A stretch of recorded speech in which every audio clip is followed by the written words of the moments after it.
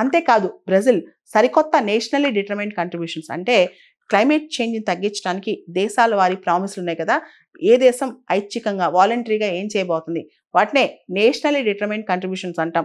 దానికి సంబంధించి బ్రెజిల్ ఏదైతే ఇప్పుడు గ్రీన్ హౌస్ గ్యాస్ ఎమిషన్స్ చేస్తుందో దాన్ని గణనీయంగా తగ్గించుకోబోతుందంట. అంటే ఇంతకుముందు ఎమిషన్ 67% ఉంటే ఇప్పుడు దాన్ని 59% తీసుకురావడానికి ట్రై చేస్తుందంట బ్రెజిల్. అలాంటి ప్రామిస్ కూడా నిలబెట్టుకోబోతుంది అనమాట. అంతేకాదు బ్రెజిల్లో ఇప్పుడు వాడే ఎలక్ట్రిసిటీలో దాదాపు 88% రెన్యూబుల్ ఎనర్జీ సోర్సెస్ నుంచి తీసుకొస్తామని కూడా ప్రామిస్ చేస్తుంది. ముఖ్యంగా biofuel, wind, solar, green hydrogen వీటి మీద బ్రెజిల్ ఫోకస్ చేస్తాను. అంతేకాదు బ్రెజిల్లోని ఆయిల్ కంపెనీస్ కూడా ఫాజిల్ ఫ్యూయల్స్ వాడకాన్ని తగ్గించి గ్రీన్ ట్రాన్సిషన్ వైపు వెళ్తాయని చెప్పి కూడా ప్రామిసులు చేశారు. దీనికి సంబంధించి లులా డి సిల్వా ఈ ఆర్టికల్లో రాస్తూ, అంటే ఒక అద్భుతంగా బ్రెజిల్లో బెలం సమ్మిట్లో ఏదైతే జరగబోతుందో దాని గురించి రాస్తూ, అసలు బెలంలోనే ఎందుకు పెట్టాం, బెలం అనేది బ్రెజిల్లో ఒక సిటీ అనమాట, అదంతా కూడా అమెజాన్ రెయిన్ ఫారెస్ట్ లో ఉంటుంది అనమాట. అమెజాన్ రెయిన్ ఫారెస్ట్ ని మేము ఎలా కన్సర్వ్ చేస్తున్నామో ప్రపంచానికి చాటి చెప్పడానికి బెలంలో పెట్టామని కూడా ఆయన చెప్పుకొచ్చారనమాట.